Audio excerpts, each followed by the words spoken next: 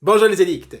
Il y a quelques temps, j'avais fait une vidéo sur les séries comiques méconnues de Netflix. Et là, j'ai envie de refaire un peu l'expérience, mais avec les séries de Netflix les plus what the fuckesques. Si ça te branche, n'oublie pas de t'abonner si c'est pas déjà fait, et on commence maintenant.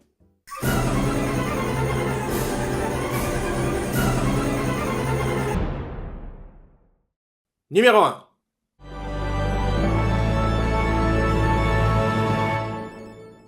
Carol and the End of the World.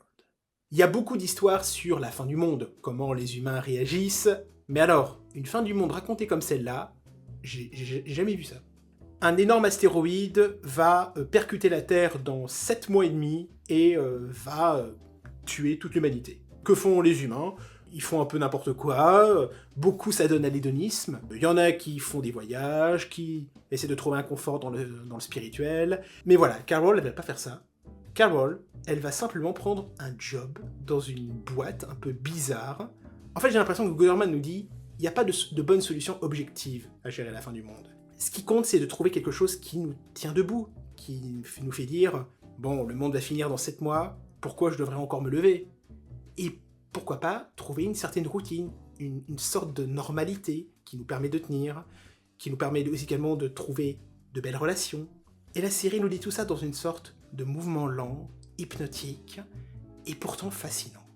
Le moindre truc devient épique, comme par exemple chercher une cartouche d'encre pour l'imprimante qui fonctionne plus. Et ça l'amène dans des situations assez barrées. Les bizarreries what the fuckesques des situations les plus normales qui ne deviennent plus normales à cause de l'imminence de la fin du monde. C'est ça qu'a réussi à faire la série. Maintenant, le simple fait de parler à un collègue, c'est révolutionnaire. Le simple fait de faire un cake au citron, c'est révolutionnaire.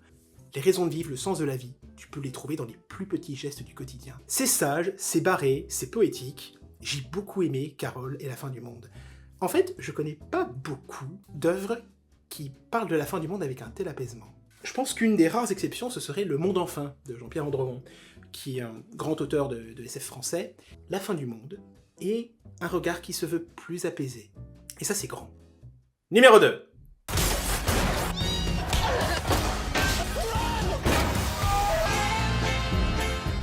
Dirk Gently, détective holistique.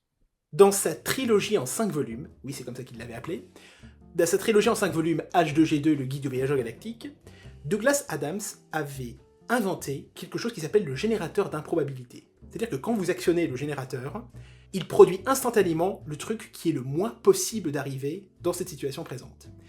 Et vous avez donc des trucs complètement what the fuck qui arrivent. Je pense que Dirk Gently, détective holistique, qui est aussi au départ une création de Douglas Adams, c'est complètement ça. Comment je peux vous résumer ça? Todd, un maître d'hôtel qui veut juste qu'on lui foute la paix, qui rapporte à la police que un de ses clients vient d'être retrouvé sauvagement mutilé, assassiné. Il rencontre un détective bizarre qui s'appelle Dirk Gently, et à ce moment-là, c'est le grand bazar qui arrive à base de conspirationnisme, de CIA un peu allumé, d'un assassin complètement starbé, et d'événements qui ne devraient pas se produire, mais qui arrivent quand même à se produire. Alors, Dirk Gently, c'est un cas intéressant, puisque c'est une série américaine qui, je trouve, est une trahison de l'esprit de Douglas Adams, mais qui en même temps est une très bonne série. Ce qui fait le sel de Dirk Gently, c'est quand même un humour très britannique, que les Américains vont mettre un peu de côté. Aussi tout le côté conspirationnisme, tout ça, c'est clairement pas un truc à la Adams.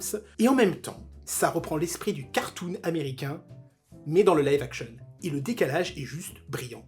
Vous avez des personnes qui ont remplacé leur cerveau par une pompe à LSD, on comprend les motivations des personnages, même s'ils comprennent pas du tout ce qu'ils sont en train de faire. Les surprises burlesques sont constantes, ça fluctue continue, ça ne s'arrête jamais.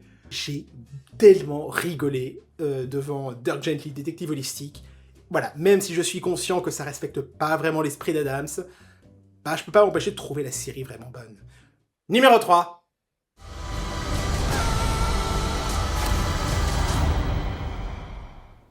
Maniac. Alors, c'est sans doute la plus connue et la moins what the fuck des 5, mais elle te fait quand même l'effet, cette série, de ce que tu pourrais observer si t'avais un petit peu trop forcé sur l'opium.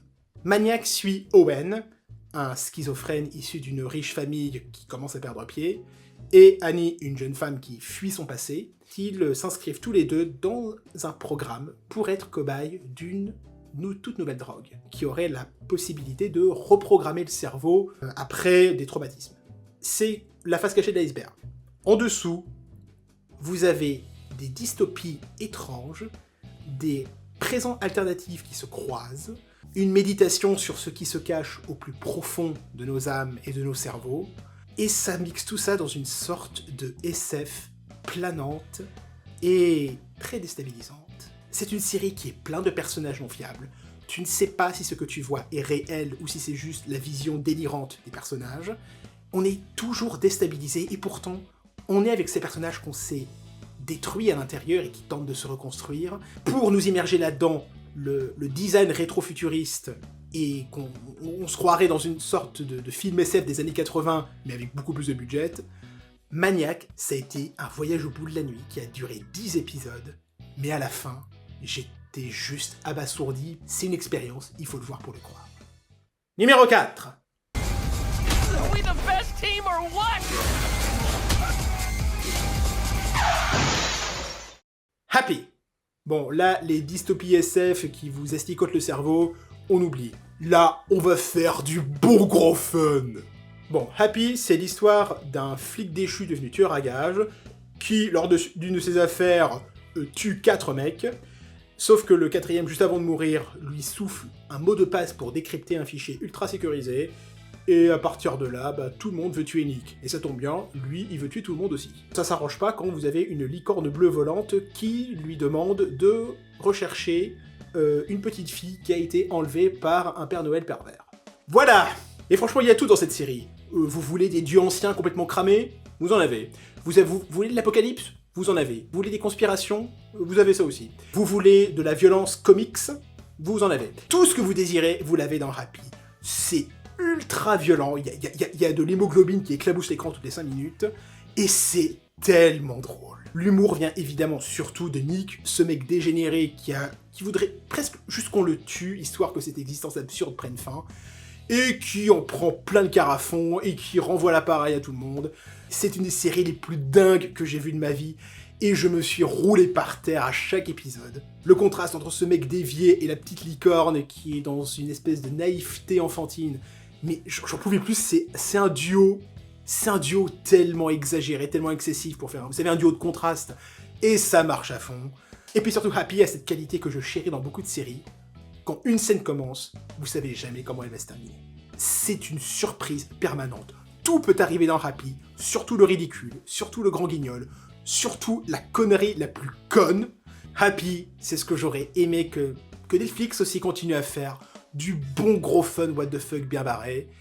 Numéro 5.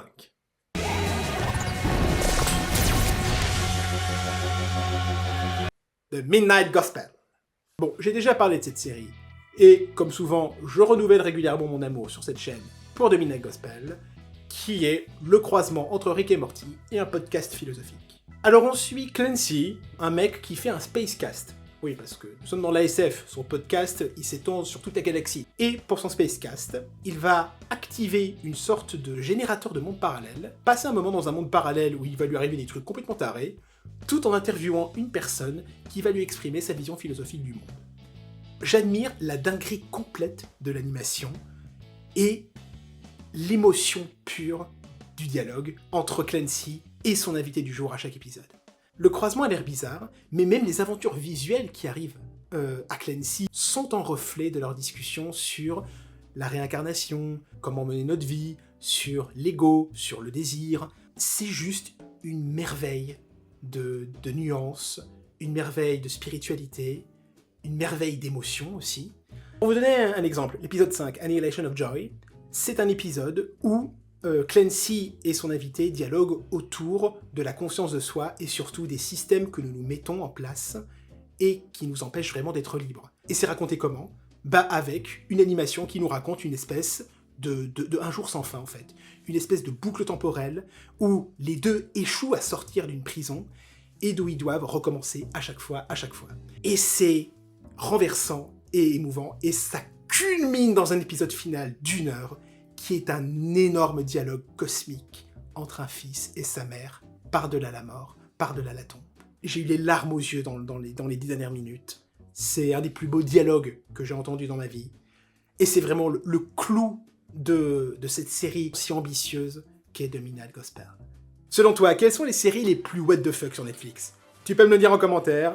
Tu peux aussi me soutenir via Tipeee si tu en as envie. Et dans tous les cas, on se dit à bientôt. Salut!